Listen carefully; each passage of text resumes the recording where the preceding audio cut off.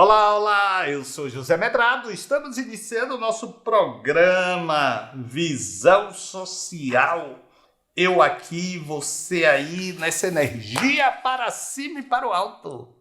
É um prazer, uma alegria, uma honra ter a sua companhia, né? E você, inclusive, é um mantenedor. Se você nos ajuda, se ajuda FEAL.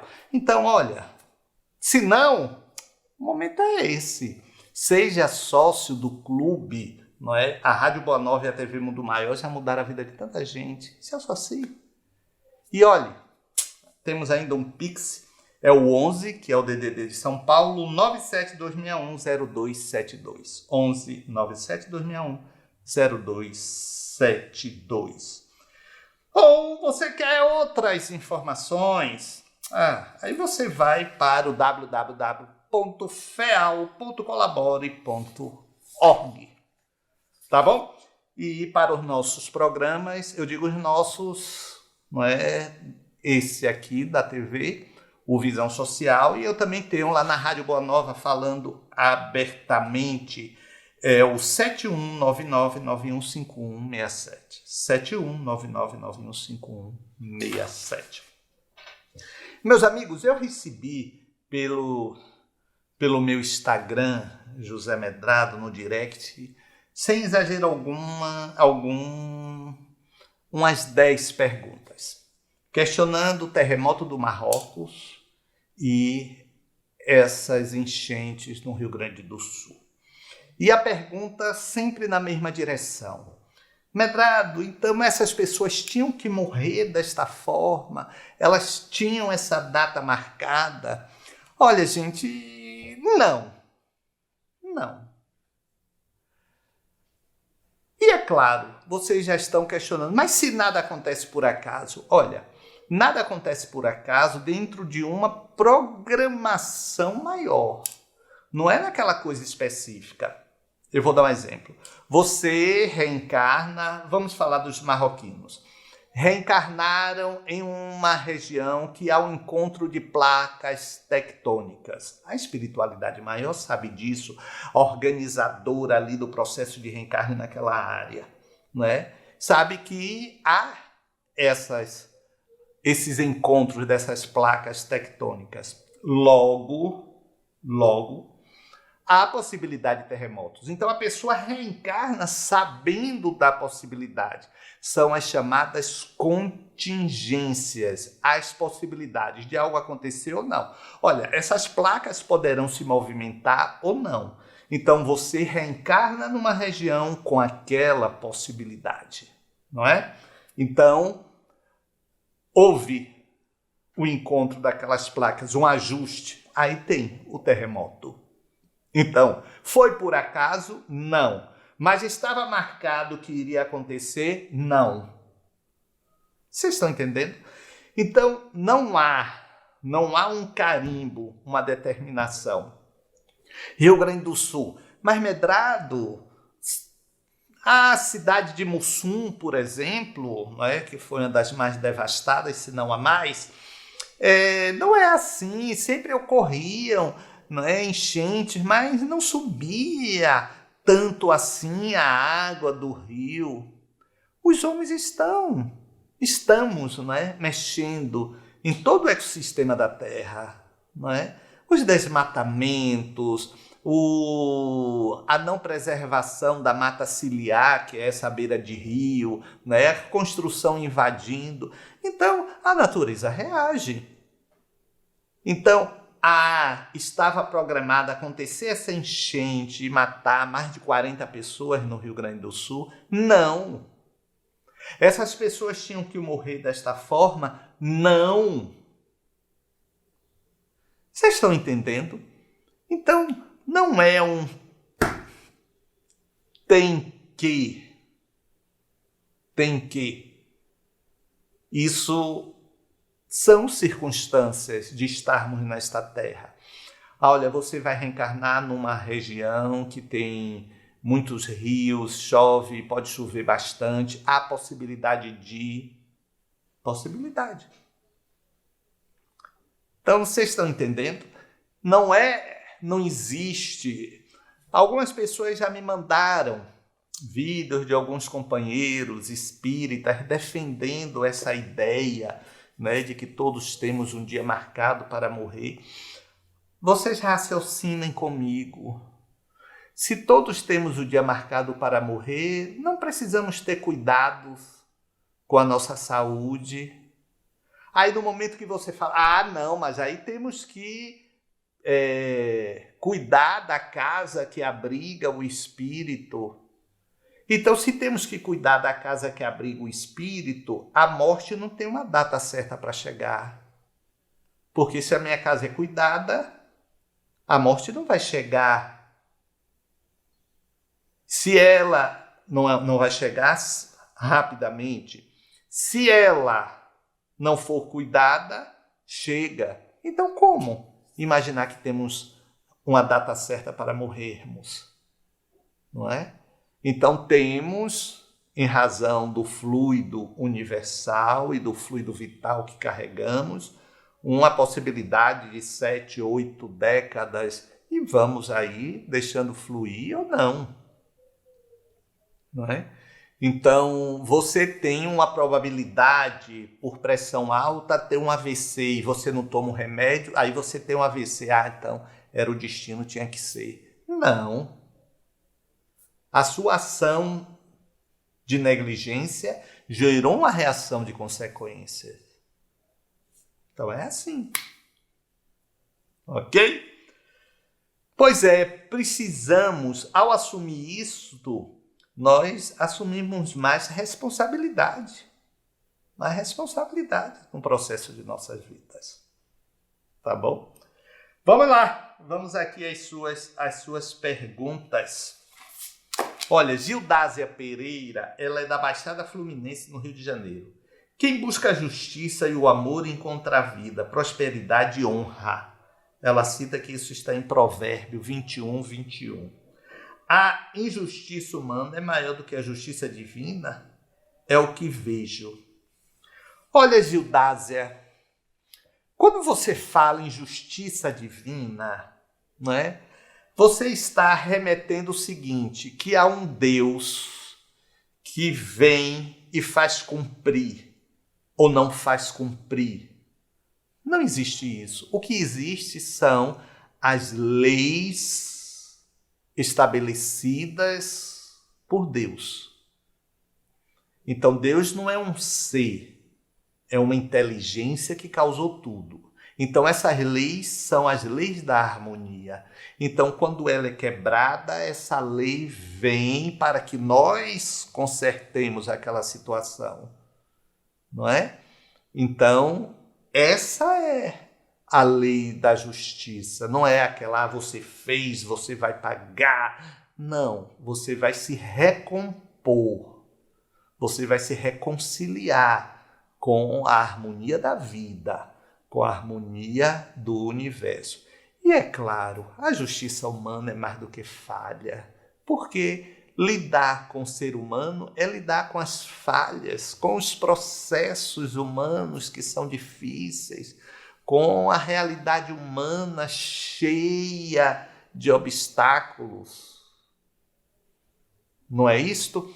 Então, a fé que nós temos, que é raciocinada, mas também é uma fé que busca o conhecimento. Então a gente sabe que as pessoas são imperfeitas, são parciais quando há interesse. Você não age com o seu filho da mesma forma que você vai agir com um jovem estranho ou um jovem marginalizado, não é? Por quê? Porque nós temos esta flexibilização ou vulnerabilidade humanas. Está entendendo? Então, sem sombra de dúvida, que vai ser sempre falha a justiça humana, sempre. Como tudo associado ao ser humano vai ser falho. O amor vai ser falho, mesmo o amor de mãe, não é? Tudo, a solidariedade vai ser falha, a lealdade, tudo, porque estamos lidando ainda com a imperfeição. Tá bom? Um abraço, Gildásia! William Tunes é de Santa Cruz do Capiberibe, Pernambuco. Daqui a gente vê o mundo e até agradece por não estar lá em outro lugar. Mas por que tantas desigualdades do mundo? É obra de Deus ou dos homens? Gildásia é o que William é o que eu estava falando para Gildásia, não é? É obra da imperfeição humana. Então as pessoas são egoístas, as pessoas são motivadas por interesses pessoais. Olha, você sabe, eu sempre digo o seguinte: eu quero ter o meu conforto, eu quero ter a minha camisa limpa, mas eu não quero deixar que o outro não tenha. Eu quero que o outro tenha também, não é? Então, esse é o sentimento do eu quero, mas eu também favoreço. Infelizmente, algumas pessoas não pensam dessa maneira. Elas pensam, eu quero só para mim, quem quiser que se exploda. E quem quiser que tenha seus problemas. Então, isso não é trabalhar para minimizar as desigualdades, não é? Então, a gente sabe que a lei da igualdade está lá nas leis morais, não é? No livro dos Espíritos. Não é? Então, a gente sabe da necessidade de favorecer, de buscar, diminuir. Então, as pessoas não entendem que não é você deixar de querer ter o que você acha que é justo e que você merece, por conta, inclusive, do seu trabalho. Mas é não criar óbices. Então, você vai ver como cria pessoas ainda em regime de trabalho semelhante, análogo à escravidão. Olha que coisa! Você vê trabalhadores sendo resgatados. Então, poxa, o dono daquela fazenda, daquele sítio, daquele lugar, poxa, seja justo no que diz a lei. Mas não, só quero vir a nós. Os antigos falavam isso, né? O pessoal só quer vir a nós, é o vosso reino nada. Não é verdade, William? Pois é. Nós vamos agora aqui àquele momento da inserção, onde vamos propor uma reflexão a vocês sobre: você realmente é o que quer ser? Você é o que você quer ser? Veja isso aí. Eu volto já para me despedir. Meus amigos, nós vivemos uma época do pode ser, do parece que é, e de uma busca quase que permanente de não ser. E curiosamente pensamos que isso em decorrência das redes sociais, não é?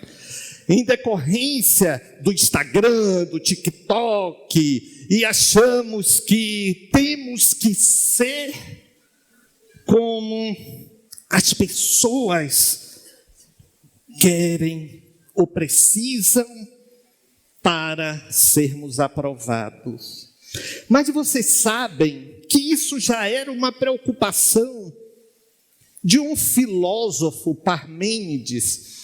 Ele viveu 500 anos antes de Cristo. Olha que coisa interessante, 500 anos antes de Cristo. Para sermos precisos, ele nasceu no ano 560 antes de Cristo. E ele falava que havia duas maneiras de nós vivenciarmos a nossa vida. Ele diz que eram duas vias. Ele chamava da via da verdade. Curiosamente, a via da verdade, ele chamava do que não parecia que era. Ele chamava a via da verdade como sendo uma forma de escamotearmos, uma forma de buscar na aparência o que de fato éramos. Então, essa visão dele propunha exatamente uma reflexão, e ele foi diante de Platão e Sócrates, propunha exatamente uma visão de como a sociedade de então, a sociedade grega, efetivamente já cultivava a hipocrisia, digamos assim, já cultivava o mundo das aparências. E a outra via que ele estabeleceu, e é o que vamos nos apegar, porque é muito interessante isto, ele chamou de via das opiniões. Então, a outra forma de se viver era através da via das opiniões. Ou seja, havia 500 anos antes de Cristo, havia um sentimento de se buscar viver de acordo com a opinião alheia. E ele dizia que era a vida do senso comum e que não levava a nada, a não ser a superficialidade. Interessante, não é? Há tantos séculos. Por isso que eu coloquei como tema provocativo exatamente isso. Você é o que quer ser? Você é o que quer ser? Você busca ser o que de fato você intenciona ser, realizar? E ainda com base no filósofo grego, ele dizia que nós, na época dele, sofremos o mal da imperfeição a ser escondida. Nós queremos esconder os nossos defeitos. Parmênides dizia isto. Queremos esconder os nossos defeitos para sermos aceitos pelas pessoas. Gente, como isso é atual. Carregamos o sentimento de insuficiência. Sentimento de insuficiência é o seguinte: parece que nunca está sendo suficiente sermos e fazermos o que somos e fazemos para as pessoas. Parece que é sempre pouco. Parece que as pessoas querem sempre mais de nós. E nós vivemos exatamente nessa busca de sermos mais pelas pessoas e não por nós. Aí surge o desafio de você ser aceito por você. O ser aceito por você. É o primeiro passo para você fazer a conexão entre as forças que existem no mundo. Quando eu digo forças, as forças espirituais e as forças físicas. sem fratura, sem a quebra da conexão. É por isso que vivemos com buracos emocionais. Uma espécie de nada nos satisfaz. Uma espécie de que tudo é deficitário. Sim, somos seres de faltas. Somos seres humanos de faltas. Sempre está nos faltando alguma coisa e sempre estamos buscando esta alguma coisa que muitas vezes não sabemos nem o que é. Somos seres de faltas. Mas, ao lado desse ser de falta, que sempre falta algo, está também esse ser psicoenergético. Esse ser que é uma energia e que precisa estar conectado com essas forças da vida. Essas fraturas nascem porque nós não vivemos o que somos. Criamos realidades, sim, eu sei. Que a compreensão de personalidade é isso, e temos diversas personas, temos diversos eus. Sim, o do trabalho, o da instituição, o da família. Sim, claro, isso é natural. Faz parte do mundo social, das inter-relações. Não é disso que eu estou falando. Eu estou falando de você com você. Eu estou falando de você com a compreensão do que realmente fez você o que é. O que essa vida fez você ser o que você é. Pois é, não é? É legal o que você quer ser? Então busque o que você quer ser. É justo com você? Então, por que você não vai em busca? Por que não vai?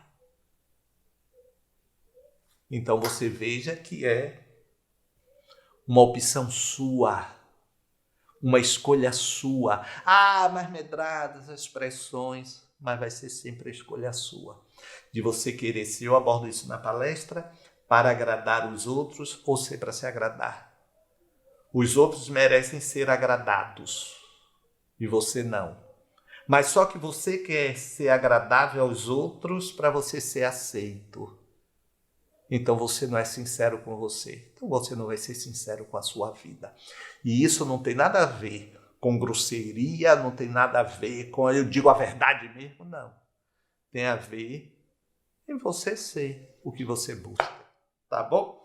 Pois é, gente, estamos chegando aqui ao final do nosso programa. Eu quero lhe dizer, me queira bem, porque não custa nada, só vai fazer bem ao seu coração. Agora, se você não quiser, poxa, eu não vou poder fazer nada, se não seguir meu caminho, não é verdade? Um abraço, um beijo, até a próxima. Muito obrigado.